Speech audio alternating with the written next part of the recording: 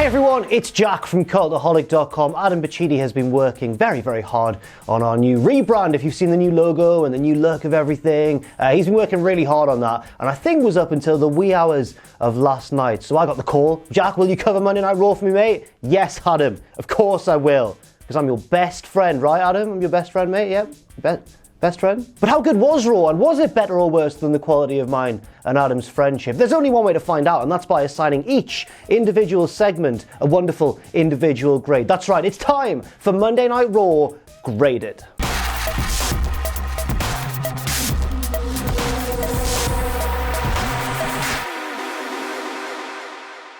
We start things off with the reigning, defending WWE Champion Brock Lesnar, accompanied, of course, as always, by Paul Heyman. Heyman starts off by saying he's sorry, he apologizes, which is strange. He says that it's our job to hype up WrestleMania, and I can't do that tonight. And that's because The Fiend lost to Goldberg in Saudi Arabia over on SmackDown. A ludicrous booking. No, he doesn't say that. He says it's because the main event of WrestleMania is going to be a joke, because there's no hope that Drew can beat Brock Lesnar. He admits, yes, Drew, you did kick Brock Lesnar in the face and eliminate him from the Royal Rumble, but that doesn't mean that you can pin Brock Lesnar. Heyman then says that Drew is a stupid big bitch, which escalates things very suddenly, to be honest. Let's not say mean things on the Red brand, Paul, okay? And in fact, Drew agrees because his music hits and he comes out in full gear, stomping his way down to the ring. Drew hits the ring and Heyman bails, of course he does, because he's just called him a stupid big bitch and he's probably gonna die. But Brock Lesnar's not scared. He and Drew have a face-off. Lesnar then laughs at him, goes to leave, but it's a trick and he turns around, he charges at Drew, but Drew's ready and nails him with a big Claymore kick. Drew leaves, his job's done, and Lesnar very slowly recovers from this. He looks shocked, in fact, that this could have happened.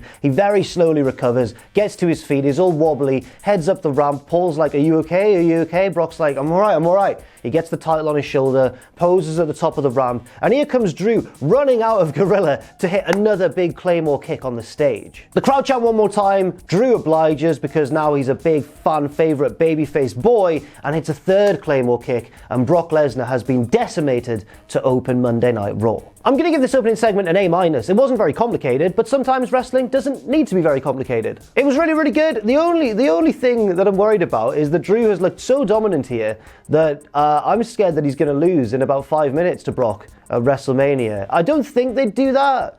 But would you be that surprised if they did? Next up, Tag Team Championship action as the champions Seth Rollins and Murphy, just Murphy, I always nearly say his first name, which doesn't exist anymore, it's off in the ether somewhere, taking on the challengers, the Street Profits. If the Street Profits lose, then they never get a shot at the Raw Tag Team Championships ever again. Let's call it the Cody rule. The champions try to attack before the bell, they get a sneaky advantage, but the challengers turn the tide and throw the heels out of the ring. Montez Ford then leaps over the top rope, but the heels catch him and slam him into the barricade. The bell rings and immediately it's 2-on-1 in favor of the heels. By the way, the AOP are watching on from the top of the ramp, and I think when I noticed this, I'm like, I know exactly the way that this match is going to go. You know, the Street Profits, it's way too early for them to lose this match and therefore never be able to challenge for the tag belts again, but they're not going to want to switch them off Seth and Murphy. So what they're going to do is, obviously, they're going to have the AOP get involved and the Street Profits will win via DQ, but the belts won't change hands. I'm pretty certain that's what's going to happen. I was watching this feeling so smug and so cocky. And sure enough, at one point, it looks like that's exactly what's going to happen. Ford is running wild on Seth Rollins. He's recovered. He's back in the match. He heads up top for the frog splash. Rollins shoves him off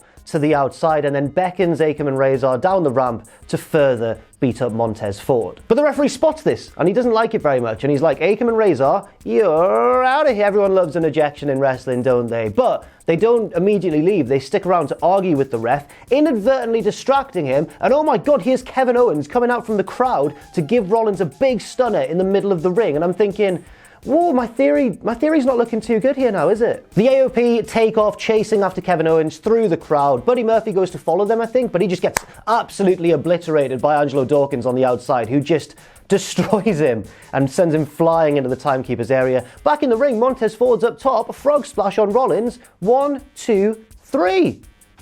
New tag team champions. This gets an A-. You know, it was quite a short match, but it was full of drama and a really exciting title change that totally defied my expectations of what I thought was going to happen. Fair play. After the match, Seth is interviewed backstage and he says, right, I want Kevin Owens anytime, any place. I think he means WrestleMania. And he says that he's going to crucify him. If that means we get the return of The Undertaker's big old symbol at WrestleMania 36, I will be happy about that. Not really, I'll think it's stupid, but I'll be able to talk about it on videos, and that'll make me happy, because I'm a deeply unhappy individual, really, in my day-to-day life. That was a bit dark, sorry everybody, I'm not really, I'm fine. Next up, I don't know where that came. Riddick Moss defending the 24/7 championship against Ricochet. Right, before I talk about this match, I want to make it clear that I understand that sometimes if somebody loses a big title match, especially if they're not the champion, it makes a lot of sense for them to temporarily take a bit of a step down the card, refresh, maybe have a feud with someone lower than them, and get everything back in order before they go back up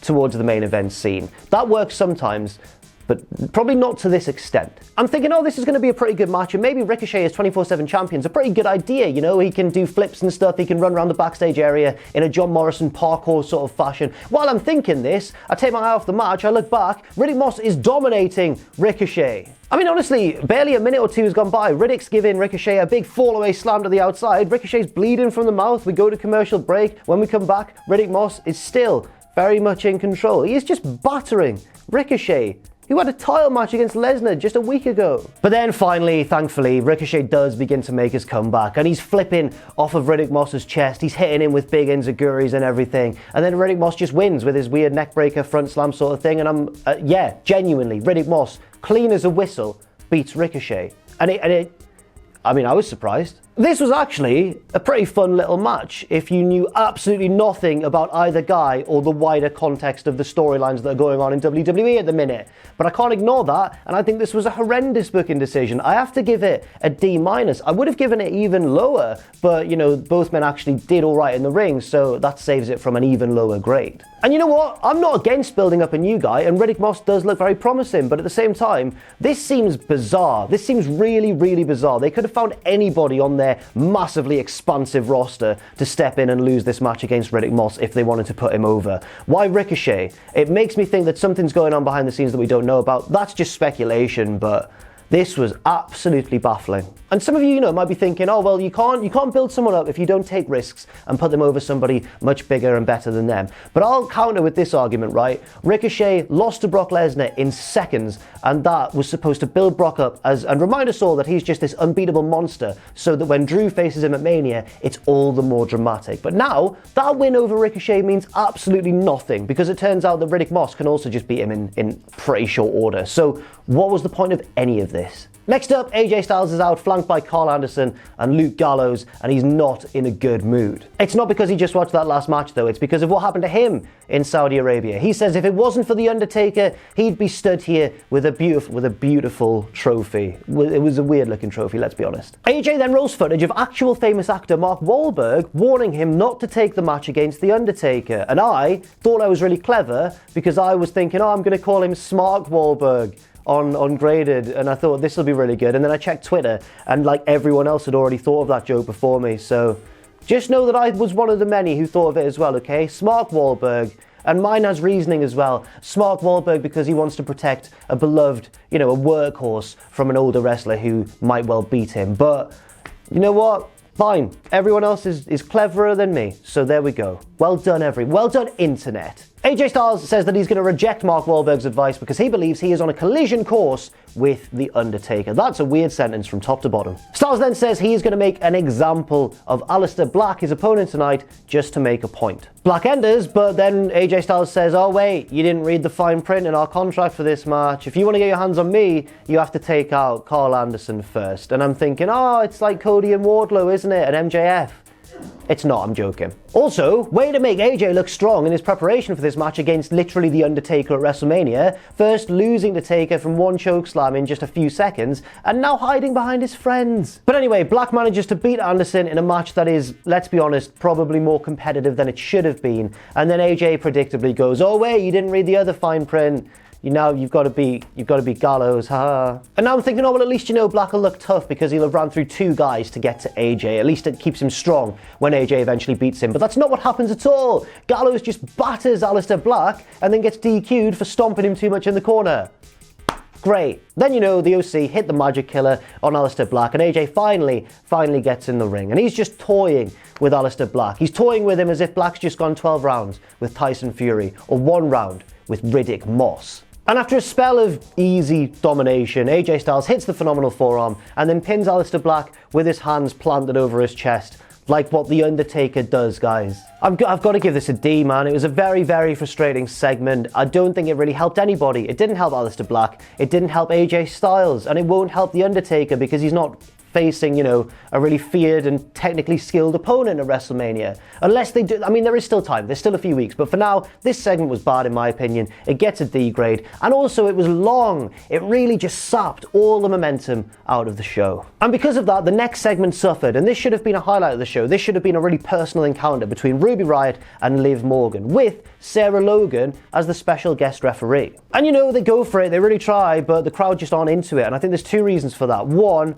because of what we've just seen, taking all the momentum out of the show, but two, because I don't think there's been enough background story done here. Because, you know, I mean, yes, I get that it's all personal, but the only reason it's personal is because they all used to be best friends together. The fallout wasn't handled that well, I don't think. Ruby came back and attacked Liv Morgan for, like, reasons, because she wanted to, and because she was jealous, and she feels responsible for Liv's success now, getting involved in that angle between Rusev and Lashley. And then Sarah Logan's plonked in there as special guest referee just because as well, and she hasn't even spoken on this whole thing, so I feel like not enough work was done in the build-up to really have a good payoff here. Ruby dominates, but she goes for a pinfall attempt, 1-2, Liv kicks out, and Ruby accidentally bashes into Sarah Logan as she's thrown off her opponent. Sarah is like holding her shoulder, which means that the next time Ruby goes for a pinfall attempt, Sarah's too slow to get down and make the 3 count in time. It's a near fall at 2, and now Ruby's obviously really annoyed. She gets in Sarah Logan's face, they have a bit of an argument, like right close to each other. Ruby shoves Sarah, but then Liv's in there from behind, rolling up Ruby Riott, and Sarah Logan gives a very quick fast count, the second fast count in 2 weeks, man, and that's enough for the victory. After the match, Ruby Riott is still obviously very annoyed. She gets in Sarah Logan's face, Sarah Logan shoves her back, and then Liv Morgan comes flying in out of nowhere to nail Ruby Riott with a big enziguri, and everyone's like, yay, Logan and Morgan are friends still, and then Sarah Logan runs and just takes her out with a nasty looking running knee strike, and Sarah Logan stands tall over both of her former stablemates. Right, okay, this sounds a bit harsh, but by this point in the show I think it had a lot of momentum sapped from it. I'm gonna give this a D+ grade. They really tried, but the match wasn't clicking, the crowd just weren't into it, and the momentum was gone, and that's a shame. But also the wider reason I'm giving this, you know, quite a low grade is the fact that it's just another example of a storyline that hasn't really had much thought put into it. There's not a sequence of events, it's just things happening. They don't like each other and things are happening, but next week something different might happen, not really entirely connected to what's happened this week. It's just things happening, and then eventually they'll have a blow-off match at a pay-per-view. Maybe. You could tell they cared though. You could tell that all 3 women really tried to make this worthwhile. That's why it gets a D+ instead of a D. But apart from that, yeah, I just wasn't a fan of this. Next up, and from an excellent start to the show, we've had a bit of a bad run of form. So now we need a segment to really save the day and bring things back around. And yes, who should that savior be? But No Way Jose. No Way Jose's backstage, he's dancing about, he chances upon Erick Rowan and he goes, Eric, what is in your cage? Just show us what's in your cage, please, mate. And Erick Rowan goes, you know what? That's all I've been waiting for. I've just been waiting for somebody to come along respectfully and ask me what's in my cage. And now I'm going to show you. And I'm like, oh my God, we're going to find out right now? Just in a backstage segment on Raw? It turns out we are. Rowan gets the cage, slowly reaches in and pulls out just a giant spider and scares off No Way Jose and the conga line.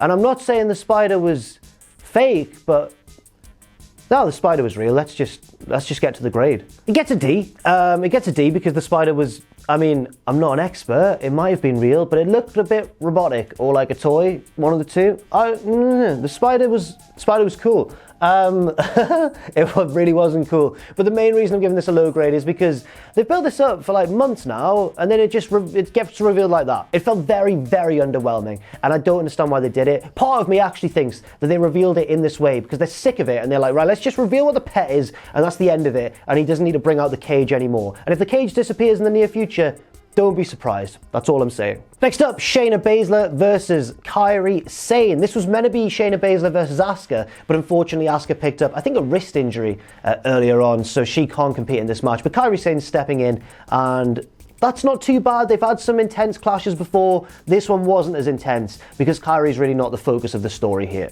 Baszler is just dominating in the early stages. She takes out Kairi Sane at one point with a head kick. Asuka's trying to get involved from the outside to distract Shayna Baszler any way she can, but it's not working. Shayna is dominating Kairi here. Looks like she's about to win. Oh, here comes Becky Lynch. Becky's music plays. She strides out onto the stage and I'm thinking, oh, what's going to happen? And we head immediately to commercial break, and I'm shaking with fury. We come back from commercial break and Becky's on commentary. She was just coming out for a guest commentary spot, which I think she should have done at the start of the match.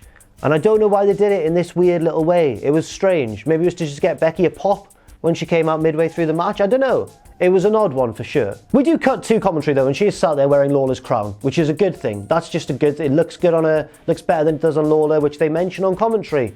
And yeah, that's a positive point, I suppose. Kairi Sane heads up top, goes for the insane elbow, but Shayna's on the ground and kicks up at her arm as she falls, slaps on the Kirifuda clutch, and that's enough for the victory. And then after the bell, Shayna puts it on again for a little bit, just for fun, and then heads to the back as Becky Lynch is stood behind the commentary desk, just talking mad trash at her, but Shayna does not, she doesn't bite, and she just heads to the back. This gets a B- grade. It was a bit underwhelming. It was fine, it was totally fine, but it was a little bit underwhelming for two reasons, I think. One, heel versus heel, the crowd did sort of struggle to get involved, and it wasn't the match advertised as well, but that's, you know, there's nothing they could do about that. But the second big reason is that, and this is a rarity for me, I normally find Becky one of the most charismatic and well-spoken wrestlers in the world today. But this time, I feel like her commentary came across a little bit forced, and she was really kind of going overboard a little bit. It was a bit strange, but it didn't ruin the match or anything. B- is the grade.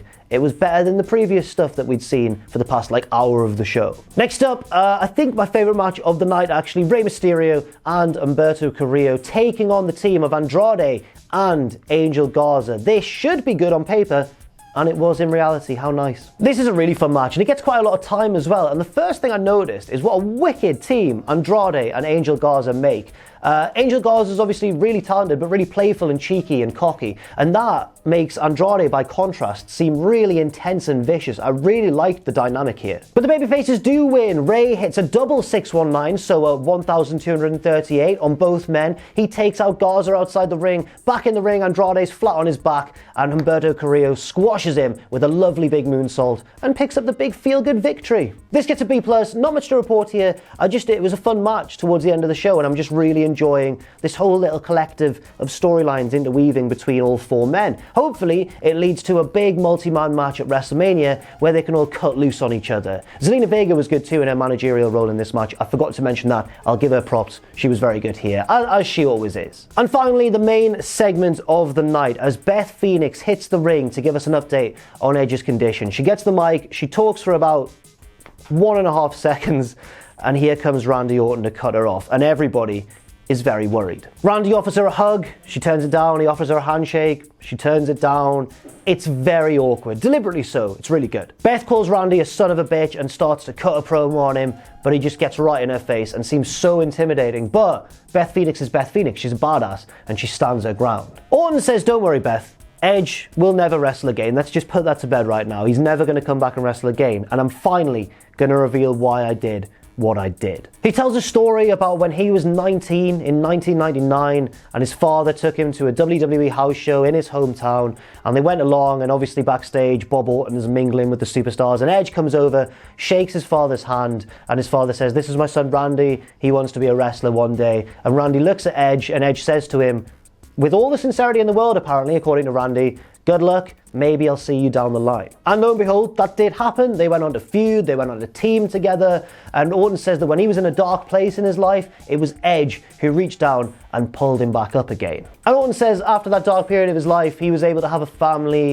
he's now having a great time, he's a very happy man. Edge saved his life, and in return, he has saved Edge's. And I'm thinking, ooh, what does that mean? Orton says that he knew that Edge wouldn't be able to resist coming back full time, and that somebody would be looking to make a name for themselves and would put Edge in a wheelchair. And by taking him out and sending him home, Orton has saved Edge's life. It's very dark, this promo, and there's a lot of truth to it about injuries and wrestlers being unable to step away, and it's really effective. Orton says he's effectively given Beth's daughters a family again. He saved the day for their family, and he says that Beth is an enabler. It's her fault because her husband is a junkie. He's a junkie for the roar of the crowd, and that she's allowing him to do this, and Randy's disgusted at her. Orton even says that he loves Edge, and he loves Edge's kids more than Beth ever could. And obviously she slaps him for that. And then Orton stands there menacingly for ages, and then hits her with an RKO. And that's the end of the show. A really dark end of the show, but a good one as well. This gets an A grade, and it was uncomfortable at times because Orton was telling a lot of truth about wrestlers being unable to step away from the business, becoming almost addicted to wrestling, and carrying on longer than their bodies should really allow them to. And you know, the best heels are the ones that, in a way, have a point, but obviously taken to villainous extremes, which Orton did here very, very well. Beth Phoenix was excellent too. It gets an A grade, but it was such a dark ending to the show, man. It was unusual. I'll give it that. It was unusual, and it was effective too. So now let's take a look at the overall grade of the show. I'm going to give this Raw. It's a difficult one, isn't it? Because it was a show of extremes. Some of it was really good, some of it was really bad. I think the good outweighs the bad. I'm going to give it a B+ grade because the opening segment with Drew and Brock was excellent. The closing segment with Randy and Beth Phoenix was excellent as well. There was that really good tag team match with Rey, Humberto, Andrade, and Angel Garza as well, for example. But there was the bad stuff too. The Ricochet stuff especially. The long segment with AJ and Aleister Black really dragged down a lot of the momentum as well. But I think on the whole, this Raw was one where the good outweighed the bad. So B+ is my final grade. Thank you very much for watching, and let me know what you thought. See you soon.